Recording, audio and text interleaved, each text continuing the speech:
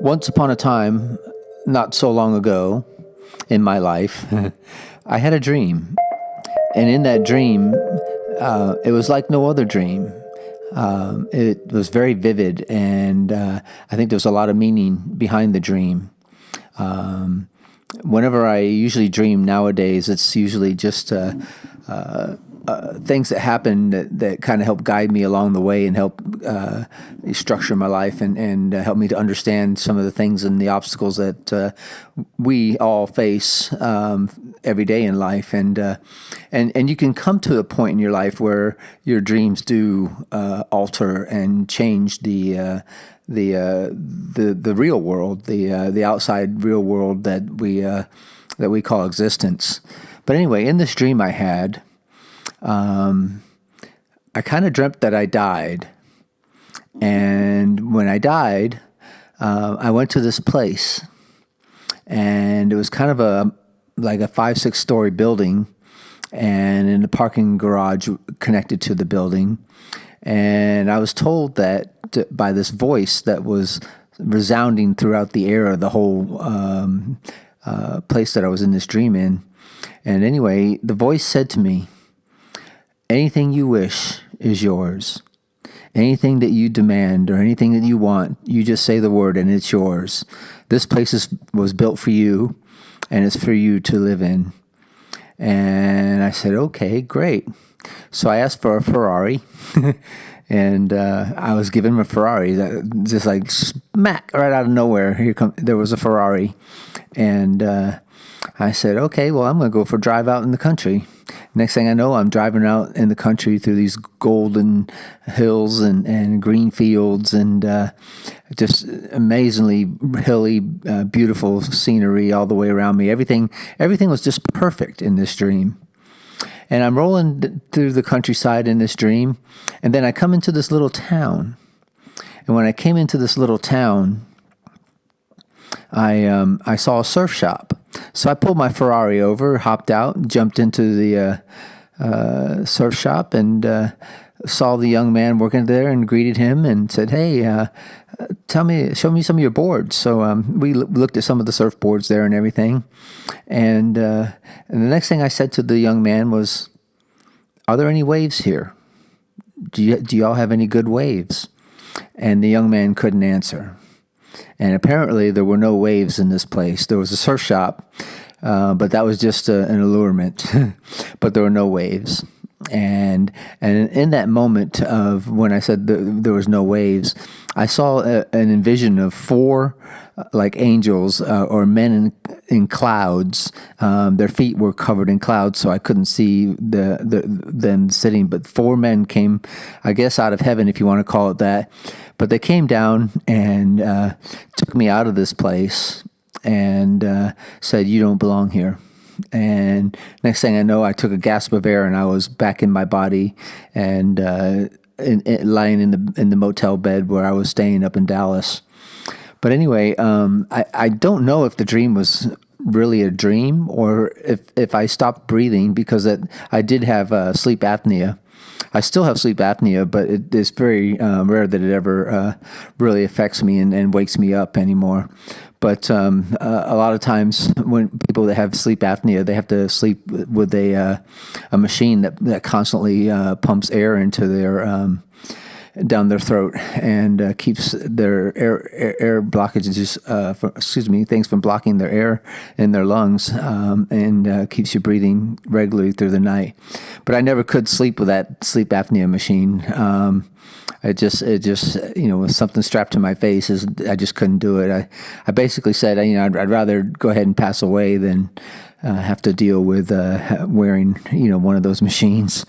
But anyway, so I don't know if the dream was actually a reality, where I did die and I was transported into another realm, or was it just a dream?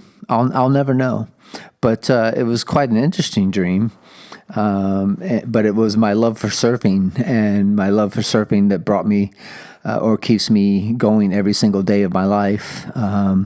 It's not just love for surfing though, but it is also love for everything, because I think a surfer kind of realizes, the balance of life, that he exudes love wherever he goes because of his surfing lifestyle. But anyway, tonight's lesson is going to be about dreaming and the types of dreams. There are 5 types of dreams, according to Osho. And Osho is a very great mystic who lived recently, and he just died in, I think, 1990 he died. But he left us with 650 books that he pretty much authored. He sat and gave daily talks in front of all his disciples, and they recorded basically everything the guy said, and left us these wonderful books. So anyway, my name is Douglas Grummons, and welcome to my podcast. And give me a second, we'll get started with Osho's work out of the book Awareness, The Key to Living Life in Balance. Anyway, Osho gives us on page 174, he says, the first type of dream is just rubbish. And many thousands of psychoanalysts are just working on that rubbish. It is simply useless. It happens because working the whole day, you gather much rubbish, just as the body gathers dust, and you need a bath. You need a cleaning. And in the same way, the mind gathers dust, and there's no way to give the bath to the mind. So the mind has an automatic mechanism to throw out all the dust and rubbish. The dream is nothing but the raising of the dust that the mind is throwing. The first type of dream, and this is the biggest portion of dreams, almost 90%. Almost 90% of dreams are simply just dust being thrown. So don't pay much attention to them. And by, as your awareness grows, to see what is dust. The second type of dream is a sort of wish fulfillment. There are many needs, natural needs, but the priest and the so-called religious teachers have poisoned your mind. They won't allow you even to fulfill your basic needs. They have condemned them completely, and condemnation has entered you. So you hunger for many of your needs. Those hungry needs are demand fulfillment. And the second type of dreaming is nothing but wish fulfillment. Whatsoever you have denied to your being because of the priest and the poisoners, the mind tries to fulfill it in dreams, in some way or the other. But one should look to the need and not to the meaning. Meaning is of the conscious mind. Need is of the unconscious. And that's how the second type of dream comes into existence. You go on cutting your needs, then the mind fulfills them in the dream. You have read great books, and you are poisoned by thinkers, and they have molded your mind in certain patterns. You are no longer open to existence itself. Philosophies have blinded you. Then you will start cutting your needs. Those needs will bubble up and surface in the dream, because the unconscious knows no philosophies. The unconscious knows no meaning and no purpose. The unconscious knows only one thing: what is needed for your being to become fulfilled. And when the unconscious forces its own dreaming, this is the second type of dream. Very meaningful to understand and to meditate on, because the unconscious is trying to communicate to you. Don't be a fool. You will suffer for it. And don't starve your being. Don't be suicidal. And don't go on becoming a slow suicide by killing your needs. Remember, desires are of the conscious mind. Needs are of the unconscious mind. And the distinction is very, very meaningful, very significant to be understood. Desires are of the conscious mind. The unconscious knows no desires. The unconscious is not worried about desires. I mean, what is a desire? A desire comes out of your thinking, your training, your condition. You would like to be the president of the country. The unconscious does not bother about it. The unconscious is not interested in being the president of the country. The unconscious is interested only in how to be fulfilled, an organic unity. But the conscious mind says, become the president. And if in becoming the president you have to sacrifice your love, then sacrifice. If you have to sacrifice your body, then sacrifice. If you have to sacrifice the rest, then sacrifice. First, become the president of the country, or gathering too much wealth, that is of the conscious mind. The unconscious knows no wealth. The unconscious knows only the natural. It is untouched by the society. It is like animals or the birds or like the trees. The unconscious has not been conditioned by the society and the politicians. It remains yet pure. Listen to the second type of dream and meditate on it, and it will it will communicate to you what is your need. Fulfill your needs and don't bother about the desires. If you really want to be blissful, fulfill the needs and don't bother about desires. If you want to be miserable, cut the needs and follow the desires. And that's how you have become miserable. It is a simple phenomenon. Whether you are miserable or blissful, very simple is the phenomenon. A man who listens to his needs and follows them, just like a river flows to the ocean. The river doesn't say whether to flow east or to the west. It simply seeks the way. East and west makes no difference. The river flowing to the ocean knows no desires. It knows only its needs. And that is why animals look so happy, having nothing and so happy. And you having so many things and so many miserable, and you're so miserable. Even animals surpass you in their beauty and in their bliss. What is happening? Animals don't have a conscious mind to control and manipulate the unconscious. They remain undivided. The second type of dream has much to reveal to you. With the second type, you start changing your consciousness, you start changing your behavior, and you start changing your life pattern. Listen to your needs, whatsoever the unconscious is saying. And always remember, the unconscious is right, because it has the wisdom of the ages. Millions of lives you have existed. The conscious belongs to this life. It has been trained in the schools and in the universities, and by the family and by the society in which you were born, coincidentally born. But the unconscious carries all the experiences of all your lives. It carries the experience of when you were a rock. It carries the experience of when you were a tree. It carries the experience of when you were animals. It carries all, the whole past. The unconscious is tremendously wise, and the conscious is tremendously foolish. And it has to be so because the conscious is just of this life. It's very small, with no experience. It is childish.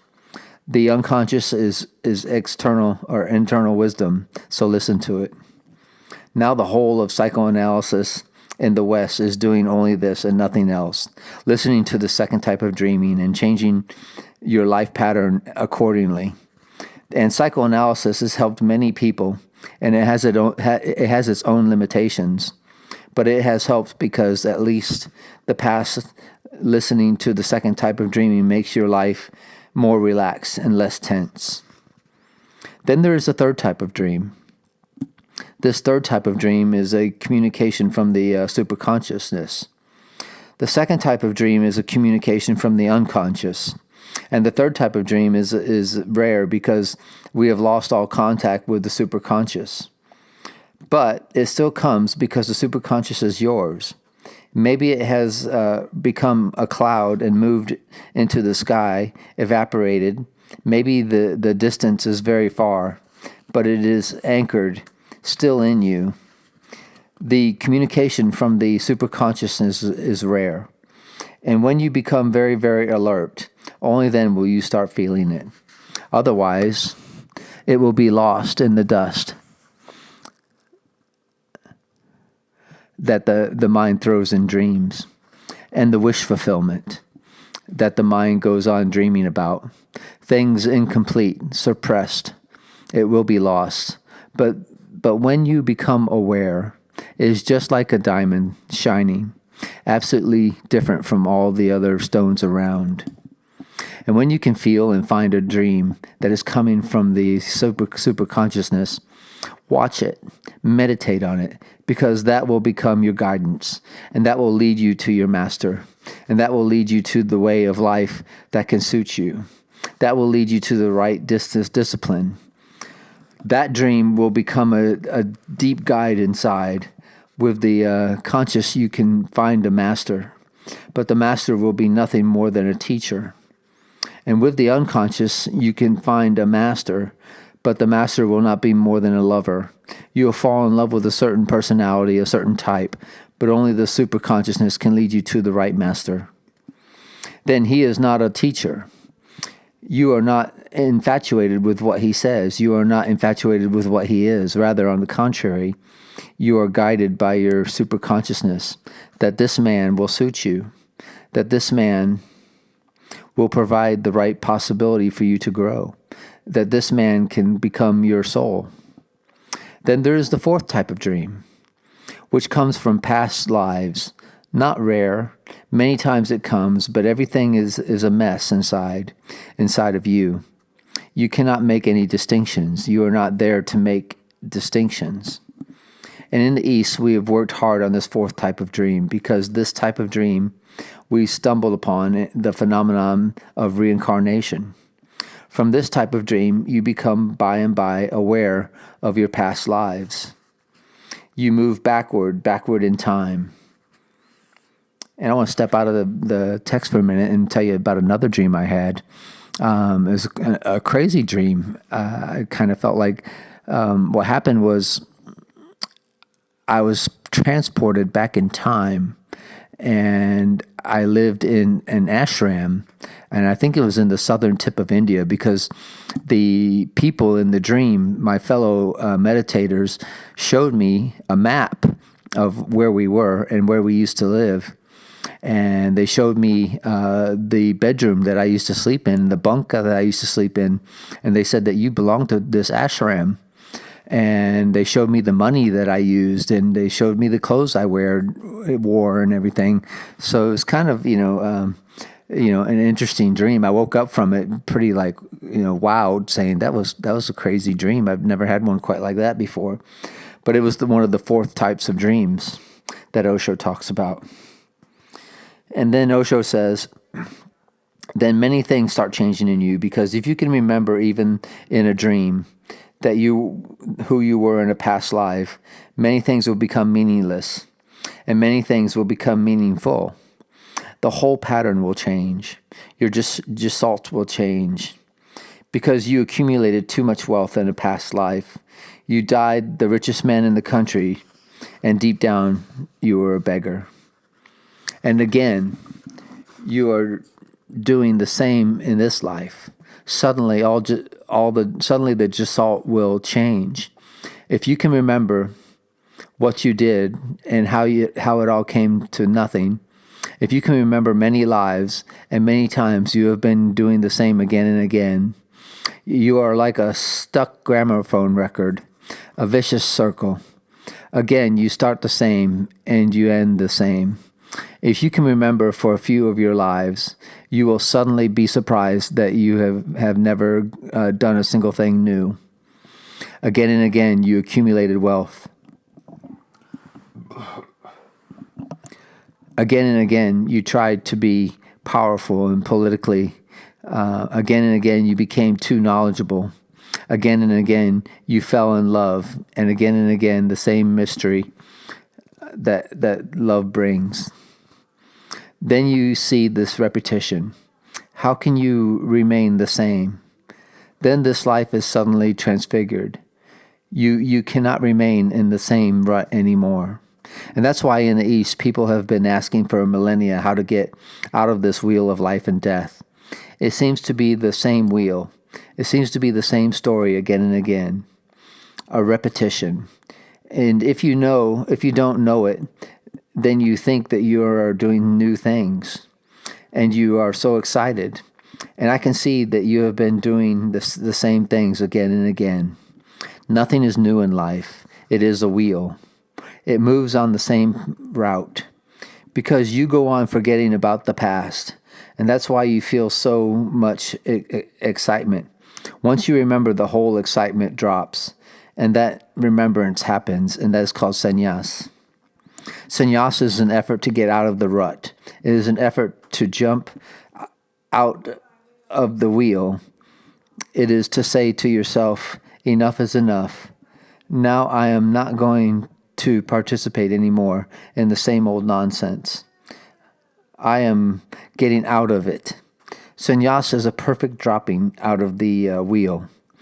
Not out of the society, but out of your own inner wheel of life and death. And this is the fourth type of dream. And then there is the fifth type of dream, the last type. The fourth type is going backward into your past, and the fifth type is going to be forward into your future. Rare, very rare it happens. Only sometimes when you are very, very vulnerable, open, flexible. The past gives a shadow of the future, and the future has a shadow. It reflects in you. If you can become aware of your dreams, someday you will become aware of this possibility also, that the future looks into you. Just suddenly a door opens and the future has a communication with you. And these are the 5 types of dreams. Modern psychology understands only the second type and often confuses it with the first type. The other 3 types are almost unknown. And if you meditate and become aware of your inner being in dreams, and many more things will happen. The first, by and by, the more you will become aware of your dreams, and less you will be convinced of the reality of your waking hours. Hence, the Hindus say that the world is just like a dream. And right now, just the opposite is the case, because you are so convinced of the reality of the world in your waking hours, you think that while you dream, that those dreams are also real. Nobody feels that while dreaming that the dream is unreal. While dreaming, it looks perfect. It looks absolutely real. And in the morning, of course, you may say it was just a dream, but that is not the point, because now another mind is functioning. And this mind was not a witness at all. This mind has only heard the rumor. This conscious mind that wakes in the morning, it says it was all a dream. And this mind was not a witness at all. So how can this mind say anything? He has simply heard a rumor. It is as if you were asleep and 2 persons are talking. And you in your sleep, because they are talking so loudly, just hear some words from here and there. And just hodgepodge impressions are left. This is happening while the unconscious creates dreams and tremendous activity goes on. The conscious mind is asleep and just hears the rumors in the morning. It says it is all false. It was just a dream. And right now, whenever you dream, you feel that it is absolutely real. Even absurd things look real. Illogical things look real because the unconscious knows no logic. You are walking on a road in a dream and you see a horse coming, and suddenly the horse is no longer a horse. The horse has become your wife. And nothing happens to your mind to question how can it be possible. The horse has to suddenly become my wife. No problem arises, no doubt arises. The unconscious knows no doubt. Even such an absurd phenomenon is believed, and you are convinced of the reality. And just the opposite happens when you become aware of the dreams, and you feel that they are really dreams. Nothing is real, just mind drama, psychodrama. You are the stage, and you are the actors, and you are the story writer.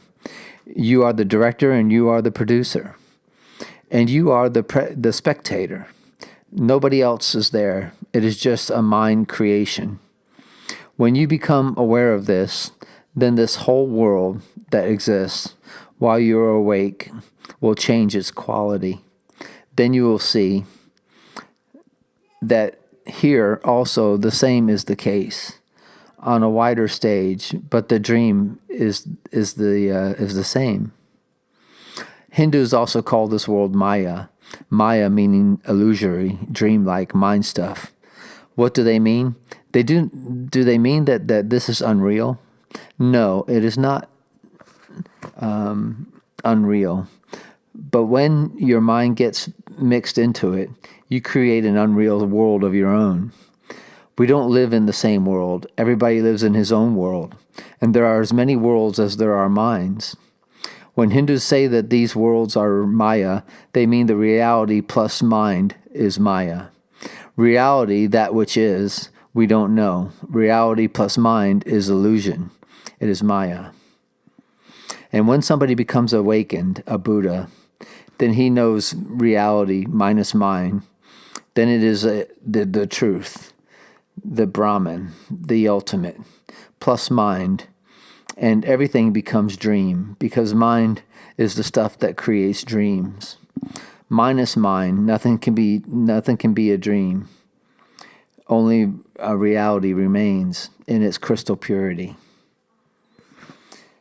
Anyway, folks, that was quite a bit of Osho's work, talking about the five different types of dreams. I guess you say the five different types of dreams related to a spiritual aspect. And I've experienced almost every one of these levels of dreams. I think the last one, the fifth, about the level of the dreaming about things that are going to come true in the future, is what I was talking about when we started the podcast.